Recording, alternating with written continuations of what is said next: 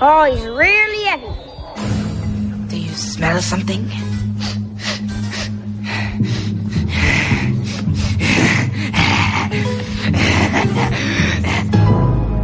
Hey, how you doing? Now watch. I can do that too.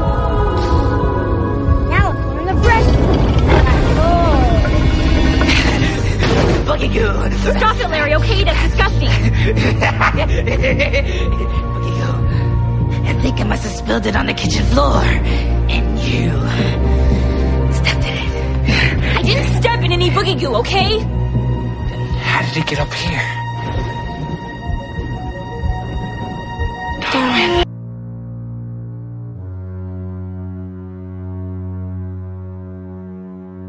Welcome back to the Hiding for Horrors podcast. We review horror movies and horror franchises. I'm Mark. I'm Tawan. I'm Elian. And today we're reviewing Don't Look Under the Bed, released in 1999, written by Mark Edwards Eden, and directed by Kenneth Johnson.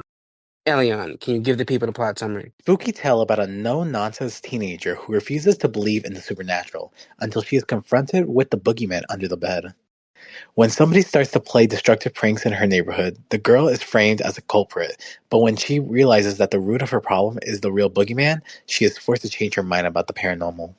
Well, before we get into our movie, we're going to go into the Haddonfield headlines. Tuan, can you give us a rundown? Yes, I can. With this week's headlines, we have Amazon officially greenlighting Mike Flanagan's TV adaptation of the Stephen King novel Carrie, and that Sienna Agudong has been cast as Sue Snell, and Summer H. Howell was nearing a deal to star as Carrie.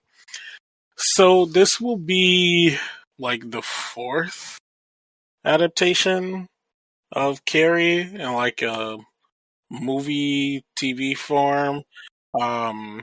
We had the original movie with Sissy Spacek. I believe that was who was in that one. And then we had the TV movie that was supposed to lead into like some TV show. I don't think that a show actually happened. No, it ended up being a 2-part miniseries, and it was supposed to get a full series greenlit on USA Network, but it never went through. Yeah, and then I know for sure I went to theaters and saw I think it was 2013 version with Chloe Grace Moretz. It was like between that, like 2011, 2013-ish. Chloe Grace Moretz was in that one. And then now we have this version, with Mike Flanagan. Honestly, okay, so just aside, I love Mike Flanagan's work. I feel like he hasn't missed yet for me with anything that he's done. All his any movies, TV shows, all this stuff has been like very good. He's very good with like how he's able to craft a narrative out of stuff. But I don't get why Carrie is this thing that we want to keep bringing back when it's like You can't tell the story doesn't work outside of that first movie, in my I opinion. don't care what y'all say. I'm happy because you have no idea how much I love Carrie. Yeah, but I'm not saying it's bad or anything. I never said There's you said it was bad. I don't care how many Carries there is. I'm still gonna watch. But I'm gonna still watch too. It's always the same story, though. Like they can Okay, literally change okay. nothing. And what about it? And what about it? Like it's nothing innovative. Like all they did with that last one was give us a bunch of CGI, which made the movie look horrible. Like it looked What? that I that love Chloe Grace Moretz's Carrie. yeah, but it looks more outdated than the one in the 70s. Like if you just change the clone people in the 70s, it will like the practical effects hold up better than the CGI from that Chloe Grace Moretz one. Like the CGI looks so outdated and it's very distracting. And that TV movie was horrible, but it was all the same story. Even the sequel to Carrie was just the same story, but like now with her half sister nobody knew about. Like you can't do anything different. I mean, they tried to do something different with the TV movie. They tried to introduce like the whole interview style from the book, but it's still just you can't do it. Like, are they gonna change it? If they're gonna drag all of that out and make us wait until the 7th episode finale to give us the whole entire prom scene, that would I mean, upset that's me. I mean that might happen, but I guess in that sense we do kind of I guess gonna have to wait to see how he goes about it. I feel as though Mike Flanagan has really good pacing with his series, and like throughout all of them, like the Hill House shows, the all that stuff. So I think that probably pacing wise is going to be good. Like I don't think this will be. I don't think it will be a bad adaptation. I'm just like I don't want to see don't it. like. I feel as though I would have like for him. He's been doing really good with his own kind of originals, or Hmm. like taking like those other short stories from like different authors. Like I think it was like Edgar Allan Poe with the Fall of the House of Usher. Like taking all those stories and like craft them into like an original thing. So like something more like that, but with or like even if he did like a different Stephen King thing that hasn't been adapted yet, but Carrie's just been this is the fourth adaptation of the same story, so that's just where I'm like, I'm still definitely gonna watch it though because I like his work, and like anytime he does something, he's always pretty committed to it. So I I think don't. I think it's gonna be good. Can I'm just I like, mm. can I say something? Yeah, So one, I do agree with both of you guys about saying like, let's see how the pacing is. I don't know much about this director, so I can't really see much, but let's hope for the best. But I feel as if they could have extended it, like not just with Carrie, but maybe on her father's side, because remember that they were like how Carrie and her sister, or like unknown sister, both have telekinetic abilities, and it's basically passed on by a father. It would be interesting, kind of seeing like a story to see maybe is it just him or the whole family has telekinetic abilities, or what's going on, like like a little background, but still more modern, if that makes sense. No, yeah, I get what you mean. It could definitely like do something I there, and even though we haven't covered it yet, he did do one Stephen King adaptation so far, which was Doctor Sleep, and that was an amazing movie. I So did enjoy that movie. I will say that. never heard of it. I'll have to look into it. yeah, yeah, we're gonna cover it eventually. It's the sequel to The Shining. Really? Um, yeah, Yes. Yeah. Stephen King wrote the sequel to the book like in 2018, 2017, 2018, and then they fast tracked the a movie to it. yeah, and it was really good. I like that one a lot, and I didn't actually read the book before I saw the movie. I went back and did that afterwards, but I was I was not expect. I don't know. I know in my head I wasn't expecting a sequel to The Shining to be good, but he definitely made it work in that movie, and the Oh, casting yeah. choices in that were really good. Got on. Fucking Rebecca Ferguson, amazing, love her. Um, but So yeah, we'll have to cover that eventually. But going back to Carrie, yeah, I think it'll be good. It's just gonna have to do something to prove why it's coming back for another time. Yeah, if I'm not mistaken, I think that was the first movie that I saw her in. Actually, no, I'm lying because I saw her in fucking Mission Impossible Yeah, before that's that. that's not Mission Impossible, girlie. Yeah, that's where I saw her first in Rogue Nation. But I think I like actually like noticed her in that, and I was like, oh yeah, So this when she bitch, came to Dune, I was like, she the truth. but also like the actresses that they have listed to play Sue Snells, like I don't know her from anything. I looked her up. I see that her sister is gonna be playing in the Lilo and Stitch movie. She's playing the older sister. But I don't really know much she did. The other actress who they have in mind for Carrie, Summer H. Howe. I know her. Well, we reviewed her, Twan. She played in two of the Chucky movies. Oh yeah, I saw that. Yeah, when I looked her up, I saw that she was in the there was a like the Chucky, musical. Chucky No and movie. Oh. Of Carrie? Yes, No, for Yeah. she sure. she's in the Curse of Chucky and um Colt. Colt. She was that little girl, right, who had the doll Yeah, at the end, I'm yes, assuming. that was her. Hmm.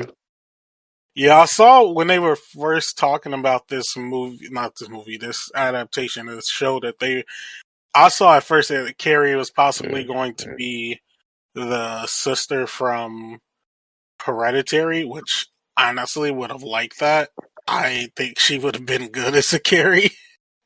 Probably fitting more to like the actual character's novelization. Um, I feel like that could have been a good fit, but interested to see how this goes either way. Well, what else do you have? Yeah, next we do have high praise for Ryan Coogler's Sinners, which, as a recording this episode, will be out this Friday for us, the 18th. Um, Very excited for that. I think right now, I mean, it's still very high. The score just dipped on Rotten Tomatoes to like 98, but that's with like 60, like I think it was like 65 plus reviews.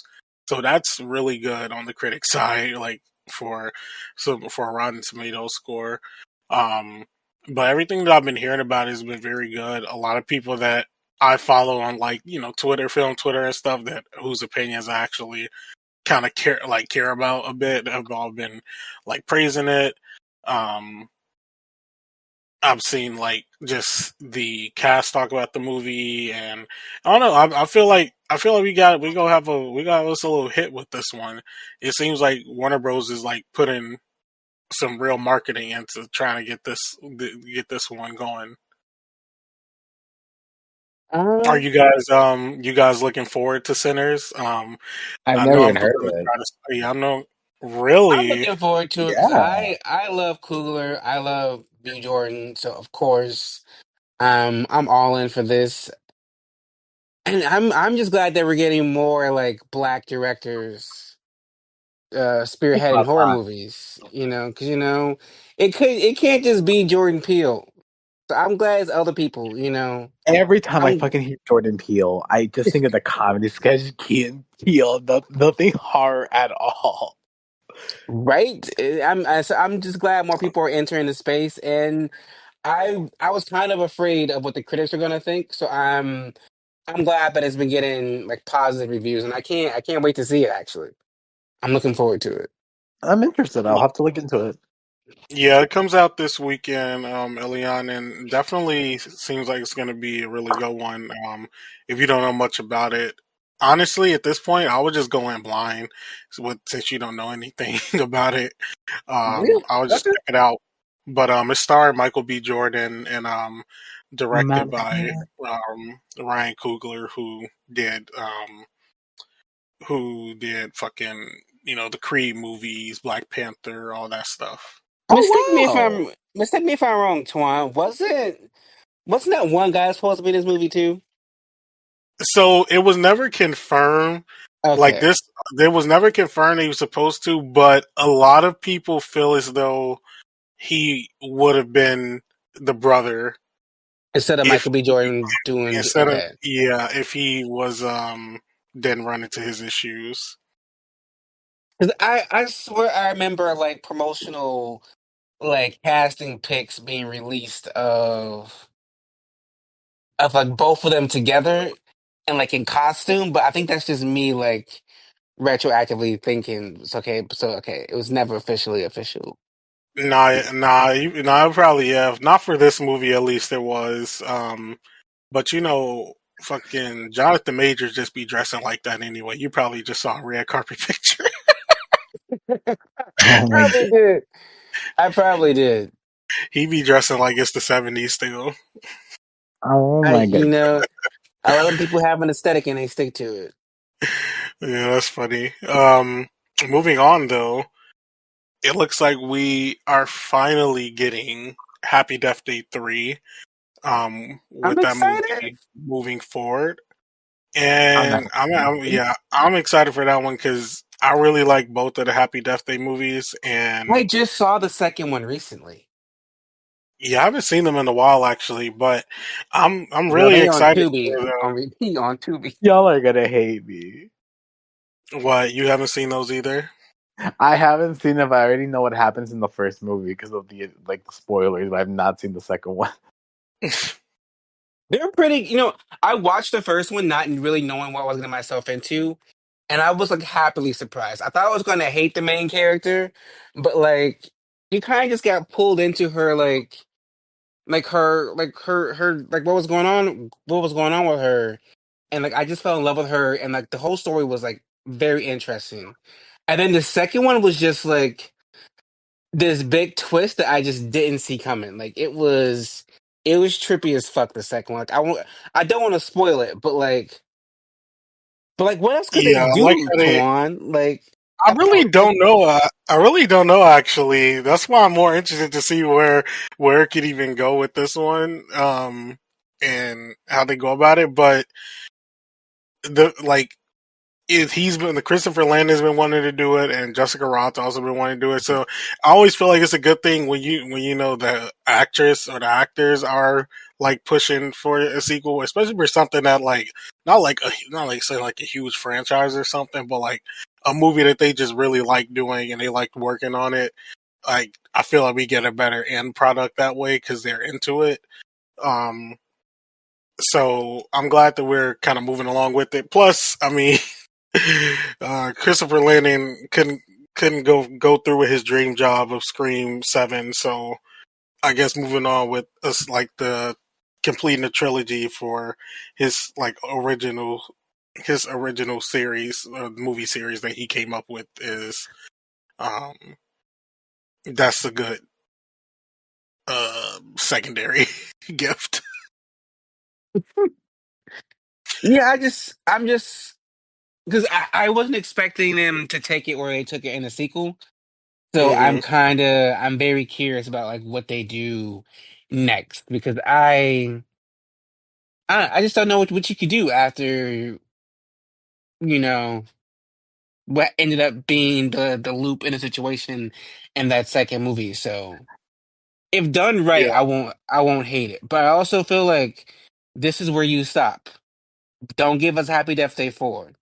3 is all we need because it will get old fast, and the actors are getting old already. So Well, at least they're not playing high schoolers; they're playing college. They're current college. true that helps.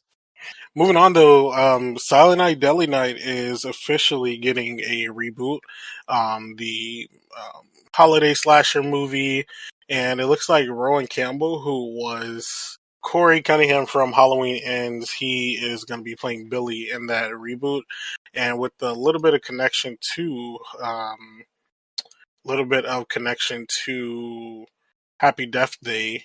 Um, the one of the actresses from there, the one who played the roommate in the first one, I saw that she will also be in this remake of Silent Night, Deadly Night. Did This is we what do this. this yet? No, that's next on our list. Okay, I Cause was like, I feel like we spoke about it, but we didn't do it. no, we did all those Black Christmases and crappy, but we have Silent Night, Deadly Night is this Christmas this December's run because they have two of them, but now it's going to be three of them. They kind of had that sort of kind of remake in 2012, but now we have this new one. I guess. I guess this is what the product of Thanksgiving doing so well. We're now in the new era of holiday slasher movies. Yeah, and it looks like the studio behind Terrifier is also doing it, so we're That's I'm expecting some good kills. yeah. I'm expecting it to be like gritty and Like gory. not Art the Clown gritty, but yeah. Yeah, because I feel like with the Silent Night, Deadly Night like tag, it'll probably have more eyes on it, and they'll probably get a bigger budget and a wider release, so they probably won't go too crazy. because Mhm. you have fans of the OG, and well, you have fans of the first five movies, and then you have fans from the new one. So that it's a bunch. We may or may not cover all six previous Silent Night Deadly Nights. We won't. I won't. We won't know until December. But I'm Yeah, not interested because I don't like remakes. So y'all know that already. yeah, he watches every remake. I ain't trying to hear it. I hate watch them. Thank you very much. But also, I And then haven't you seen end this up liking actor them. only a few actually. I can name three on top of my head right now. That's it. But Mm. the actor who plays Corey Cunningham, I haven't seen him in much post um post Halloween. Halloween. So like I'm willing to give it a shot. I'll take a peek.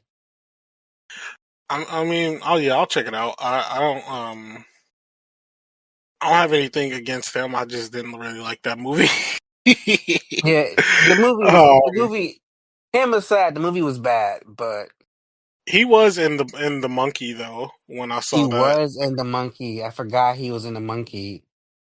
and his death in the monkey was actually pretty fucking hilarious. But yeah, I did like it though.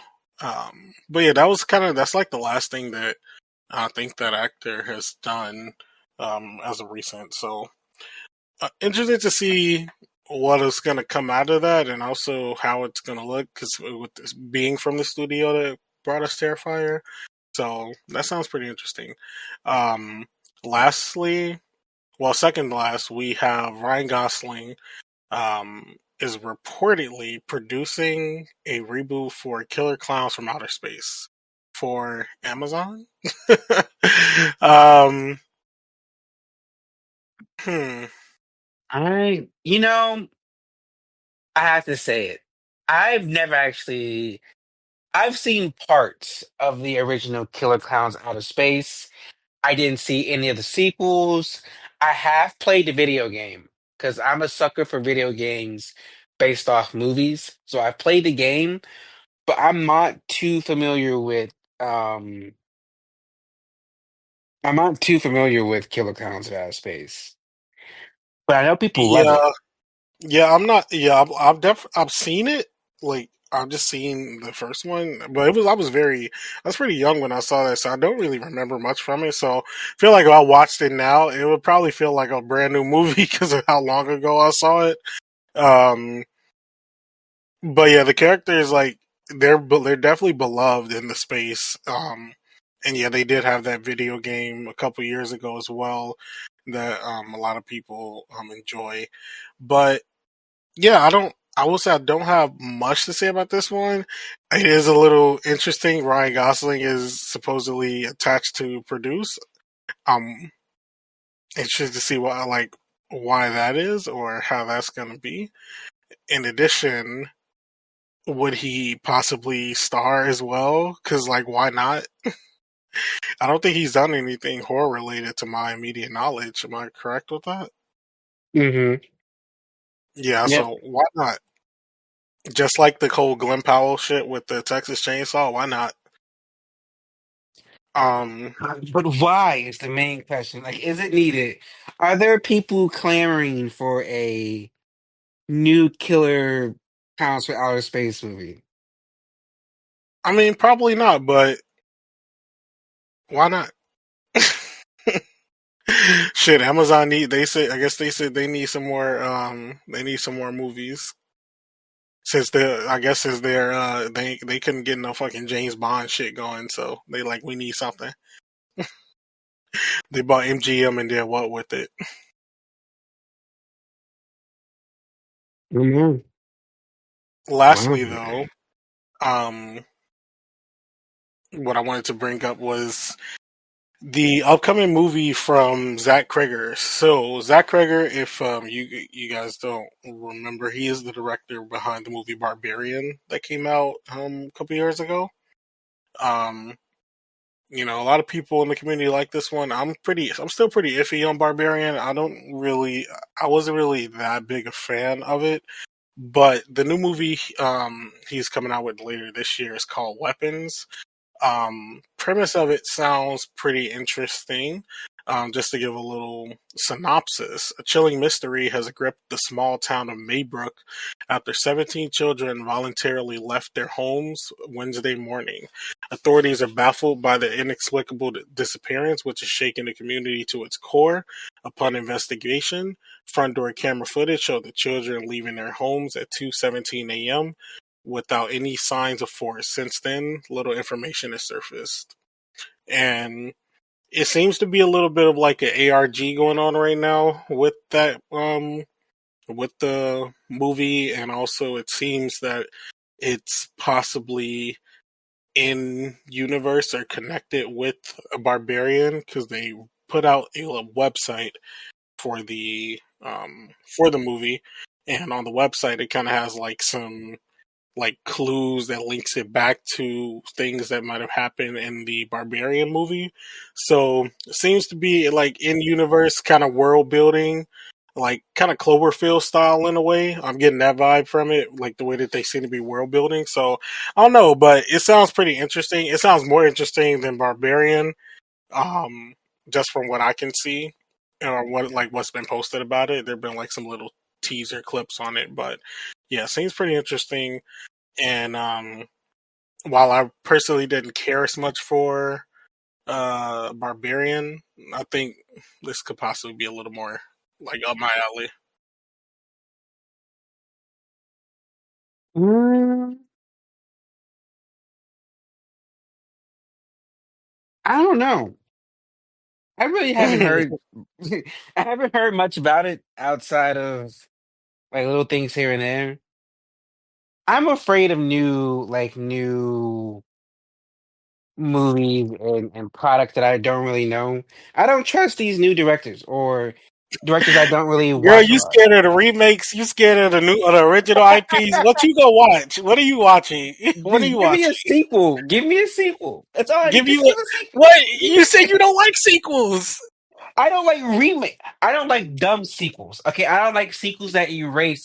I don't like when you give me girl. a sequel that erases three other sequels. But I like a Didn't you just sequel. say you was excited for Sinners and you ain't seen that yet? That's Ryan Coogler. I know him.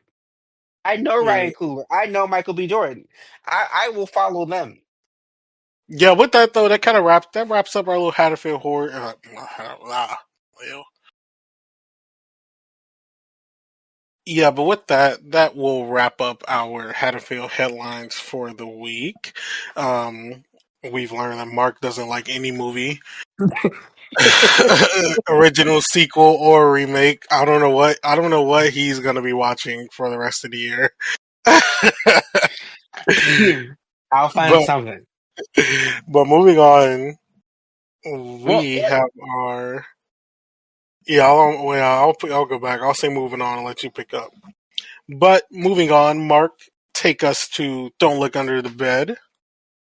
yes, we're gonna go right to like our first time watching the movie. I remember when Don't Look Under the Bed first came out. Well, not when it first came out. I remember when it was like actually probably when it first came out. I forgot how old I am. So I remember being like genuinely afraid of this movie when I was a kid. And it's for like why it's the reason why for most of my childhood, like I wouldn't just let my feet dangle over the bed. Low key, I still let my feet dangle over the bed because I'm short anyway. So like I'm gonna be doing that anyhow. But like I still can't just like have my feet just like dangling, like because this movie freaked me out. And the character design is actually pretty creepy for the boogeyman. Like it's cool and creepy, and it was a good movie. And I actually enjoyed like watching this back. And I kind of forgot that it had like some deep underlying story about her brother being sick and needing like a surgery. I was like, oh, I forgot these like deep elements. But what Yeah, about you, why Zach? did What I was forget your it? Yeah, I forgot all of that when I watched it. I was like, huh? But also, I was young as fuck watching this too. I just remember it being scary. Watching it back though, I still thought it was good, but Fran was annoying the fuck out of me. Girl, yes, yes. Like she was annoying the fuck out of me. I was like, oh my god, somebody get this bitch off the screen, bro. Like not the actress. It's like her characterization was just I love the annoying. actress. You know, she ended up Yeah, being a no, future soap opera girly. yeah, no shade to her, but yeah, it was just the characterization. I'm like, come on, get her off the screen. Where is Joanne? um, But yeah, I did. But like, after rewatching, I was like, you know what? This is actually a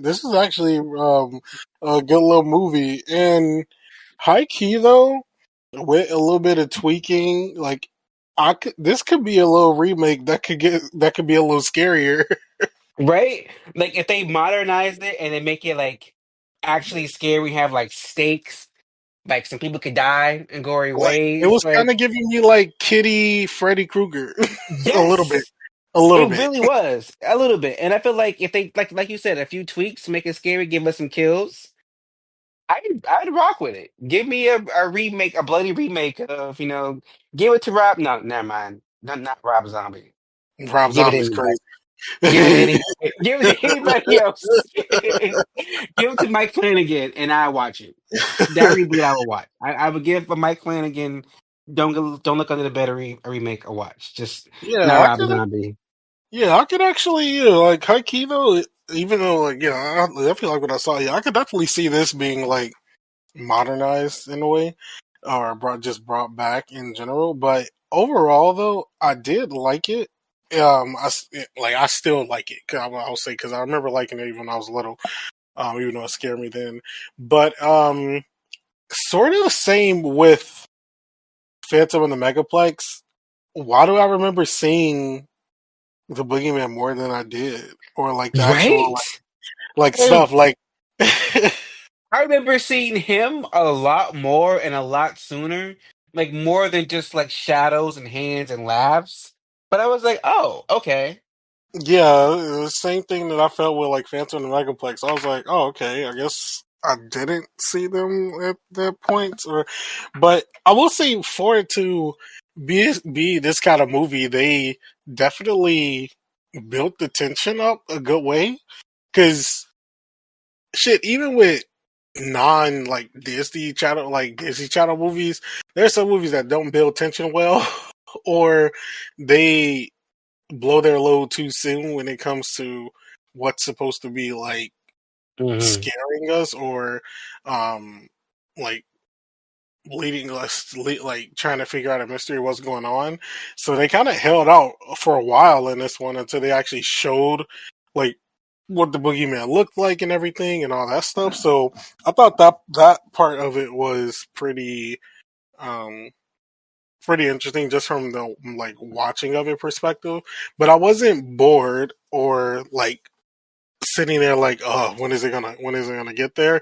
Like it was still paced pretty well, which I don't know if that says something about movie making from considering this like made for TV movie was better paced than some movies that I've seen, some new movies I've seen recently. That was just kind of like something funny I was thinking of watching it. Um, but yeah, overall, I thought it was it's still a good watch, and just like Phantom and Megaplex, like good movie that you can put on for the kiddies and the adults may get a little enjoyment as well, but like not too bad for like to some kids to watch. And Yeah. that was the goal. Yeah, I enjoyed it. And again, like that whole like subplot, like I there were like two subplots that I missed as a kid that I got this time. The little brother being sick and needing a donor.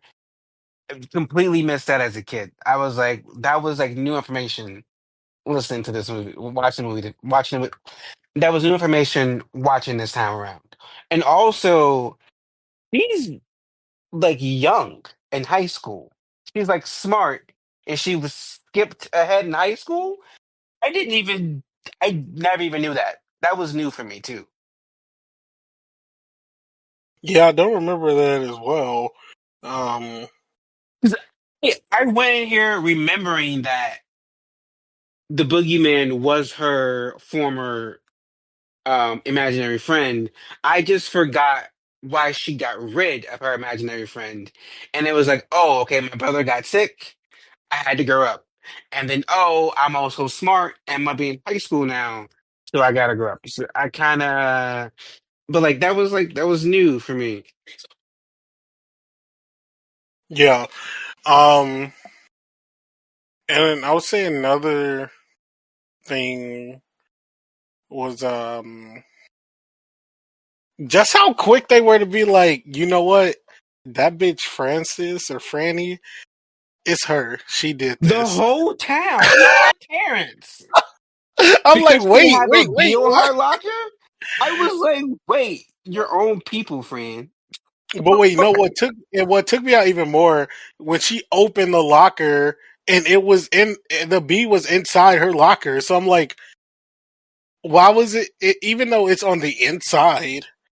Why are Why would I? we Yeah, like I don't understand. like at first like when it was that scene, they were like, "Your locker's the only one without a B on it." And like when she was when she was about to open up her locker, I thought like the egg cart is about to fall out. I thought the boxes of Jello was about to fall out or something.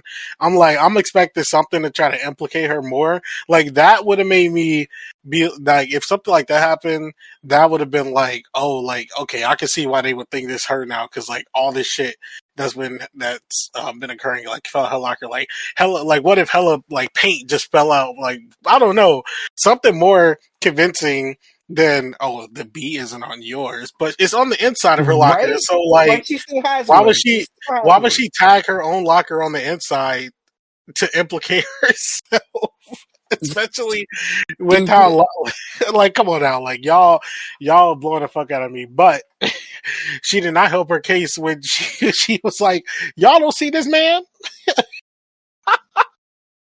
like guys like he's right there like after the first time she should have got it come on now like be for real friend like after the first time you should have got it especially like I'm definitely a little bit like her in the sense that I'm the type of person that's like all right there's got to be some logical to explain what's going on here but after the first time he like Larry showed up and was disappearing right in front of her essentially and she's still like on the guys he's right there you don't see him I'm like shawty be for real right now I understand we type A personalities we think it logically like we're analytical but if something can't be explained it may it's no explanation but she was making herself look crazy as hell she better be glad they sent her ass to the crazy house. They should have. I kept on waiting for someone to say something. I was like, come on, ain't no way. Like this bitch, she talking to herself at the public library. Like, come on now. It ain't No, right. like she it's like she was blowing the fuck out of me so much. Like I like yeah, like at the library, for example, like Larry's like talking loud as shit. She like be quiet, like they're gonna hear you. Like girl, he's invisible. They can't see him. This lady cannot see him. They It only took her see too yo. long. They only see It yo took ass. her too long for her to clock it. I'm like, it's taking too long for this to click in your head. Please, Like please. she is pissing me off. Her characterization. I was like that whole thing was just kind of pissing me off. It was in like a funny way though. It was like girl, like come on now, like please be for real with us. Like you're in a predicament right now. I need you to just realize your situation. Um, another thing, why didn't she clear them flowers out her front about Joe Love Bert? Was it about her friend like the flowers that said Joe loves Bert or her brother's name. Like, why you didn't clear out the flowers? You gonna leave them there and just let everybody else know? Like, I don't know. It was just little stuff I was just cracking up with at certain points because I'm like, damn, like I don't know, maybe you weren't a good friend. And then poor Joanne, we didn't even see her for the rest of the movie. Girl, disappeared. Disappeared. Uh, but let's go over to some of our favorite scenes and favorite scares. I will have to say, all the scenes under the bed, they look amazing still to this day. Like the sets and the costumes and the makeup, like all of that looked great. So all those scenes were good. I think the lighting was good. The set dressing was good. Like I enjoyed all of those scenes. All the scenes with the dad took me out because it started to feel like he didn't like her, and I was just like, "Do you? Why are you so quick to jump on this girl?" And like all his scenes just felt. I'm like, maybe we should have. They should have done what they did with Halloween Town and not have the dad and just explained it away because it ain't working. It ain't working. And that scene when he was like, "Oh yeah, I'm about to call the guidance counselor because she's disturbed, and plus I got a roast to cook." Like, sir, what are you talking about? And then all the scenes with the principal and the guidance counselor, I'm like, there is no evidence that she did this. Why are we having these like? Why are we doing this? Why is this going on?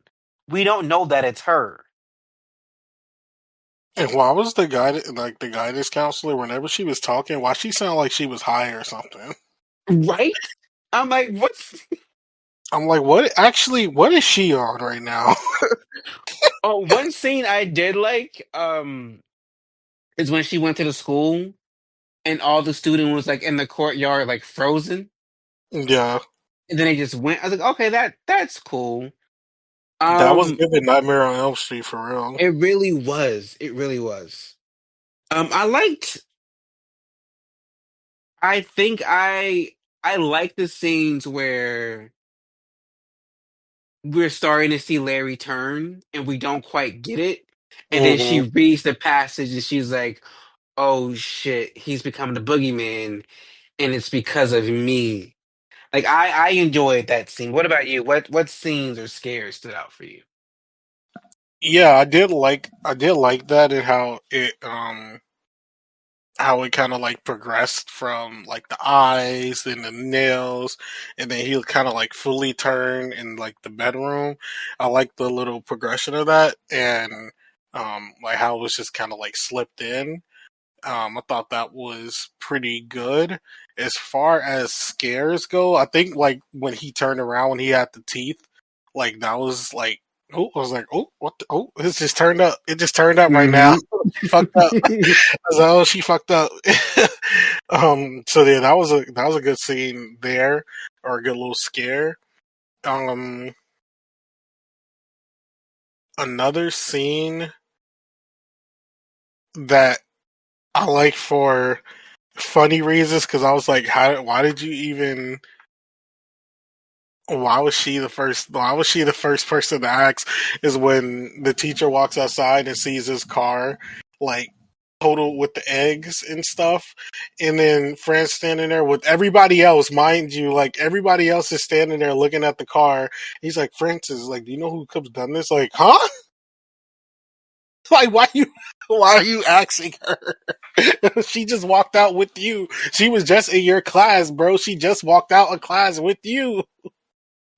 Well, I don't know.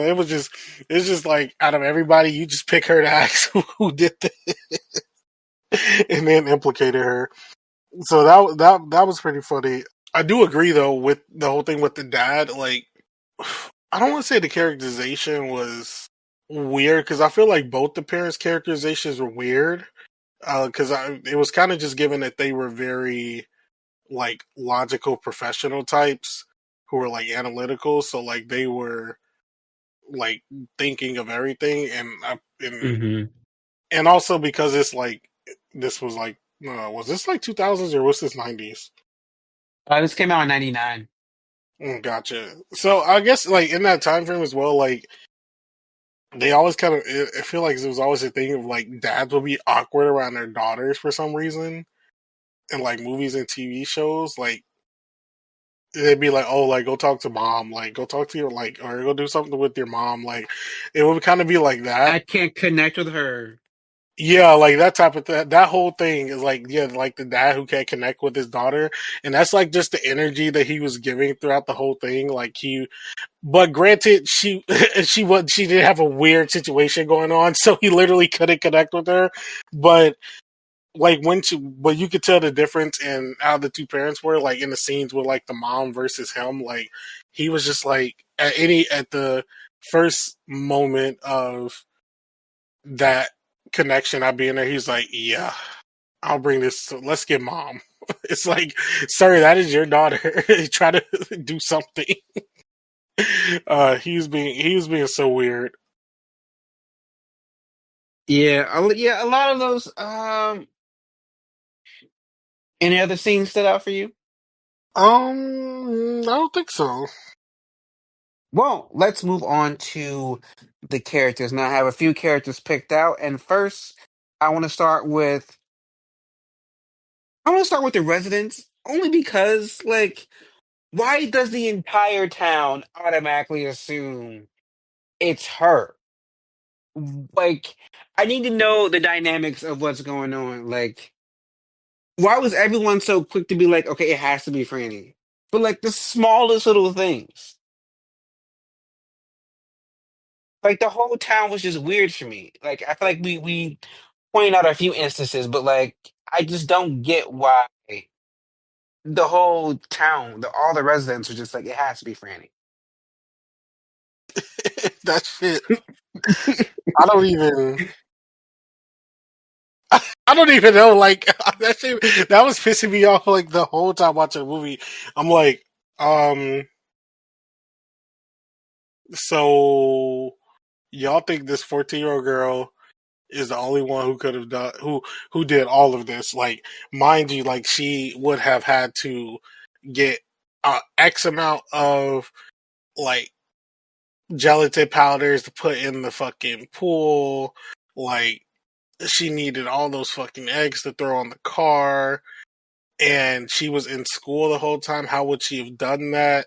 Writing the B's on all of the letters. I mean, I said all the letters. Writing the B's on all of the lockers. Like, y'all were in school when the B's started appearing. So, how could she have done that on every locker during school hours when nobody's seeing her? When Like, y'all were all around her. I need you.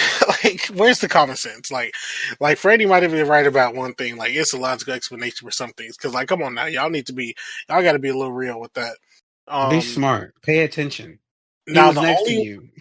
no, you're right. Now the only one where she could have been implicated, some like just because of the way it looked, was the whole Christmas lights thing. Just because she was outside holding the fucking ladder and all that. Now, but Hmm. also, I need her parents to be for real and like, y'all think y'all daughter really set up all these Christmas lights in like this decorative ass fashion in a couple hours after y'all went to sleep? Like, Her I mean, parents were the first ones to judge her. They were the first one, like, stone the bitch. Like, like, he did this. I like, just don't understand. I need to know what Franny did to the whole town to make the whole town, including her family, be like, okay, it was you. But what she do to y'all? moving on from Franny, let's go to Darwin. And I feel like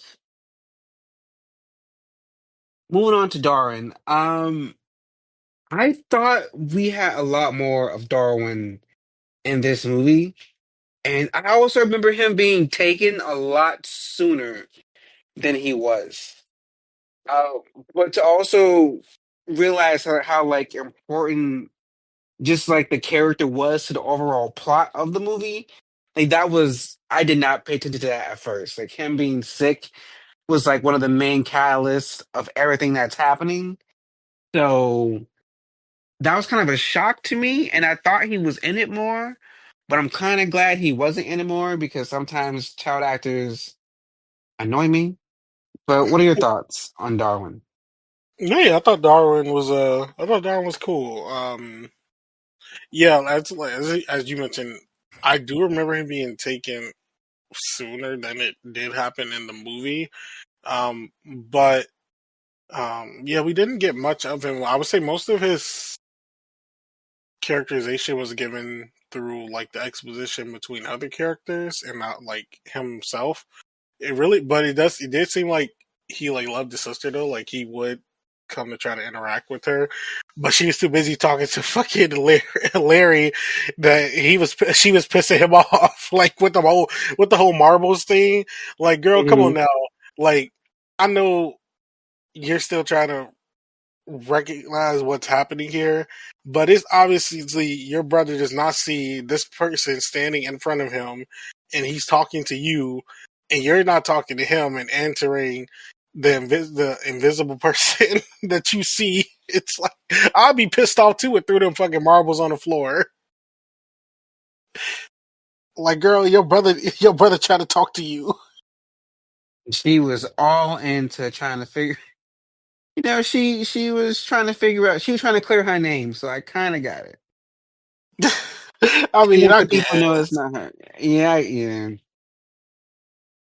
But I See, did love the little cute moment at the end. yeah, yeah, that was nice. Well, let's move on to Larry, the Invisible Man. What do you, not the Invisible Man, the imaginary friend? What are your thoughts on Larry? Larry was funny. That's one thing I actually did remember from this movie was like because I didn't remember the name of the character. I just remember it like I just remember that actor.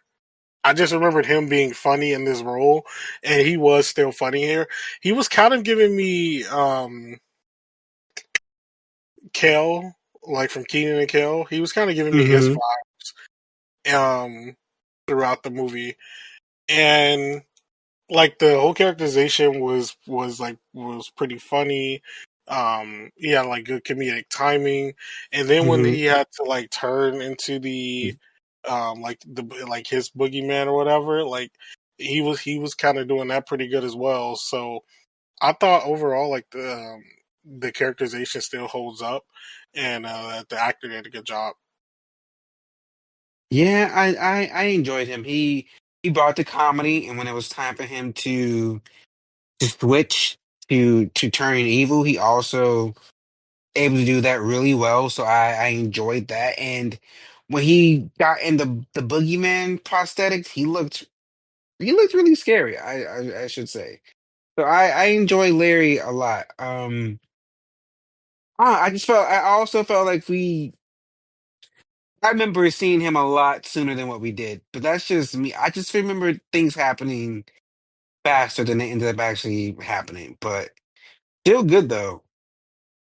Let's move on to Francis, our main character in this movie. What are your thoughts on Francis? As I said earlier, she was definitely annoying me a bit with her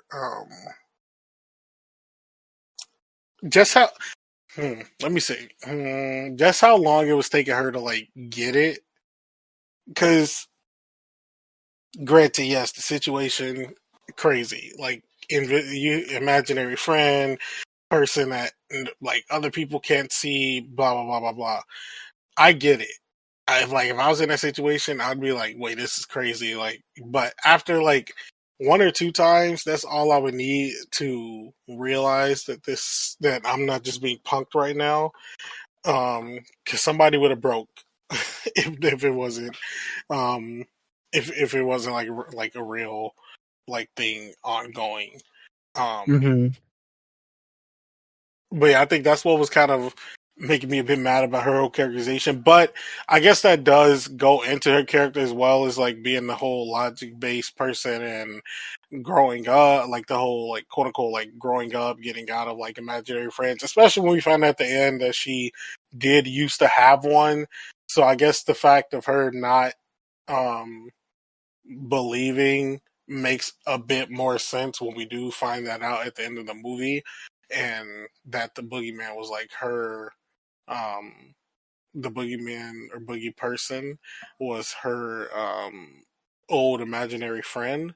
So I guess that makes a bit more sense as to why she was so why she was like abstaining from believing it. But it doesn't sound like it was too long ago from the story that um, Darwin was sick and he had to go through all of that, and that she kind of convinced him to get rid of his imaginary friend, and then she got rid of hers right beforehand. It doesn't sound like that was like too long ago for them. So if it was that recent for her to have an imaginary friend, I'm like, why would you not believe it now all of a sudden when you did have one? Logic. She didn't want to. It's just yeah, that part does kind of they could have tightened it up a little bit, but I kind of also see it. She forced herself to grow up so fast because of what was happening around her, so she kind of just like, if I can't prove it, if I can't make logical sense of it, then there's no need for it. So I kind of get that. Yeah, that's true. Yeah, it was just a bit weird, but um You know yeah, what it she is. was what's that? I connect with her more now than I did when I saw this movie originally.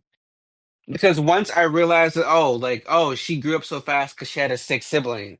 Like, I get that. I experienced that. Like, I was the older sibling to a brother who needed a heart transplant, and just like being there in that, like, just around that forces you to be like, okay, okay, like shit's real.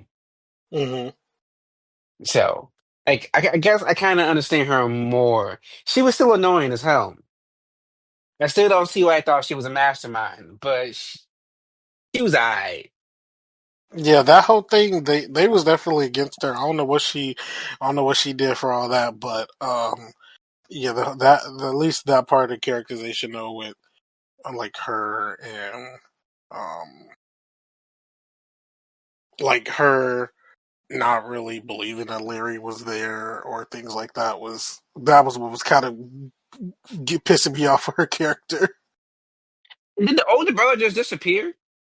High key though, he was just like not there. He was Like there I for like the opening scene and then like gone. Like what happened? yeah, he was there for like that scene and like two others. I don't even remember seeing him at the little dinner scene. Like he was definitely at the table, but I don't remember him there. Well, let's go over to the boogeyman or boogie person. What are your thoughts?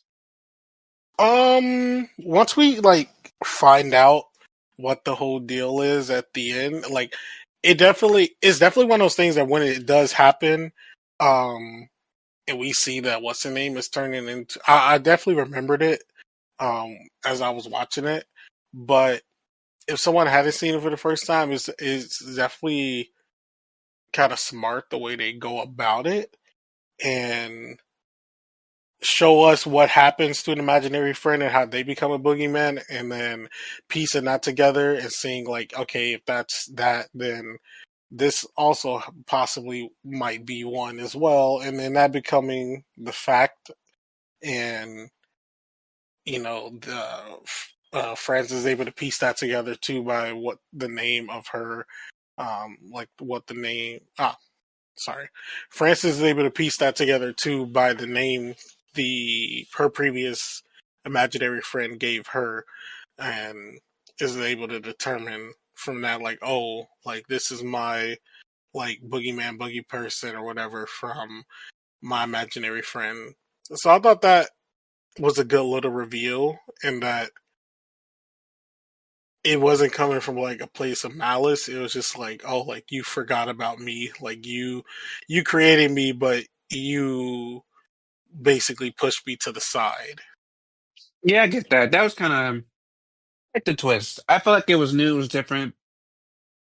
When I was a kid, I didn't see it coming. Even like going back and knowing what's gonna happen, I still enjoyed the twist. It was still exciting to see. And like the whole explanation is like I kind of get it. It was just it was a good the reasoning behind it made sense, and it was interesting to see it play out. 'Cause you kind of Mm. understood both sides. No, yeah, definitely. Well, it's one. Can you give the people the behind the scenes info and facts? So, like some of the other Disney Channel movies or DComs, the budget and box office numbers, well, the budget is unknown for this movie, but there's no box office numbers as this was a made for TV movie.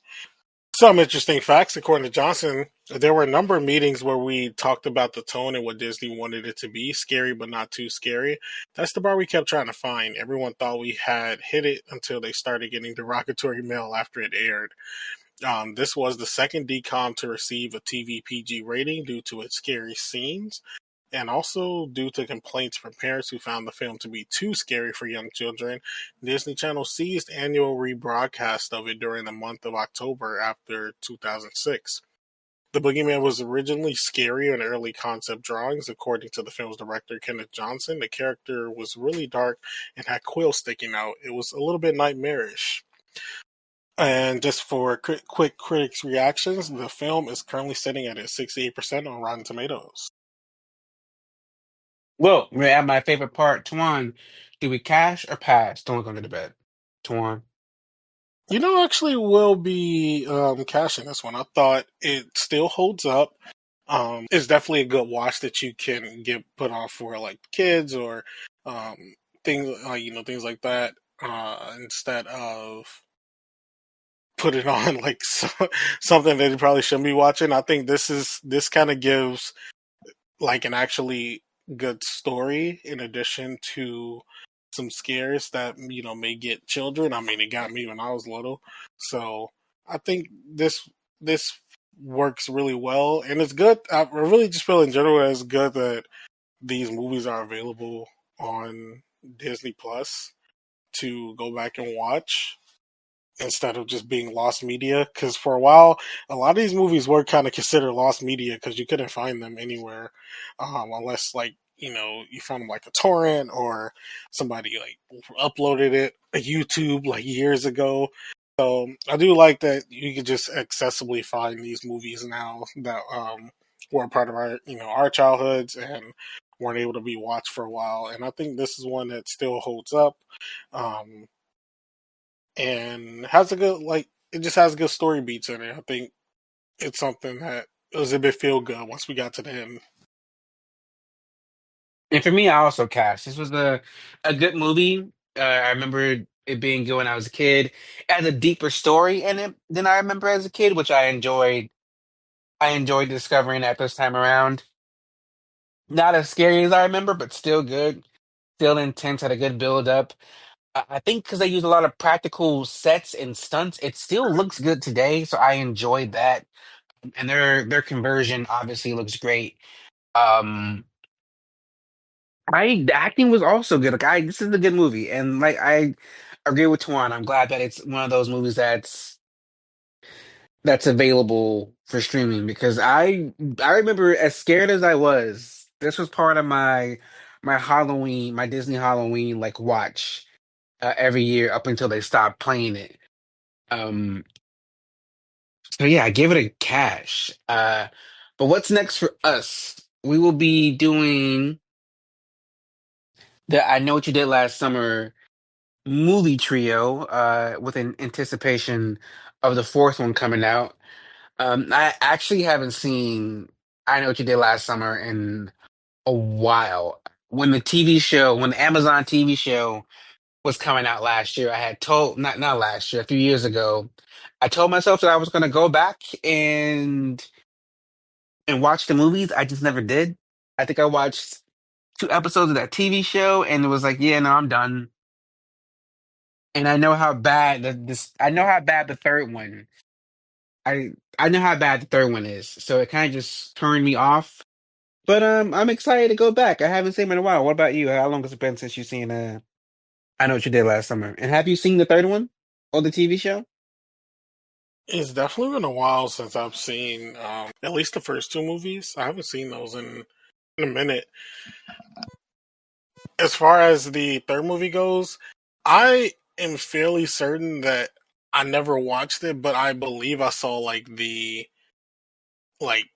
kill scenes on or the death scenes on YouTube or something.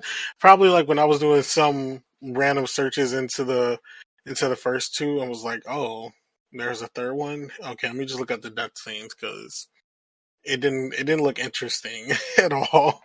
And I definitely saw when that TV show dropped, and I was like, "Oh, I'm gonna watch this." And then I was reading reviews on it and watched a couple reviews on it, and got less and less enthusiastic about it.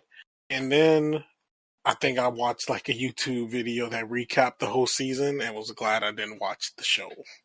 It was very dragged out. It was, and I feel like we're getting that fourth movie for the same reasons we got that fifth Scream movie.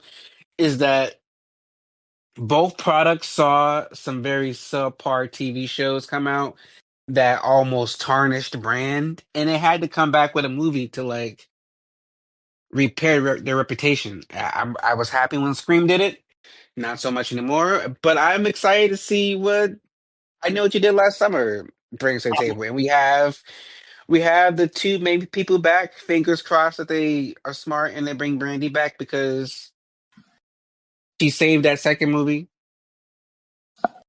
um, I agree with you on Brandy. Disagree on the Scream TV show tarnishing the Scream brand though, because I actually did like the Scream TV show. I liked the first season and I liked the third season. The second season I could have done without. I didn't like the third season. That shit was stupid. The one with Kiki Palmer. I kind of enjoyed no, it ended up being Biggie Small's son. I remember that. That was dumb. But I did like the first two seasons of the show, and then whatever that thing that was like I guess it was like a TV movie where they were like on like a vacation or something. That was basically Yeah. giving I Know What You Did Last Summer too. Yep. But I'm excited. That's where we're going to be going next week. And after that, we don't know what we're doing. We're never going to do those three movies. We're going to hold off on ranking until the fourth one comes out. We'll probably do a little prediction episode, but then after that, we'll plan it as we go. We're going to be pretty loose for the rest of the year up until our next big franchise. So just join us for the ride. Until then, good night. Good night.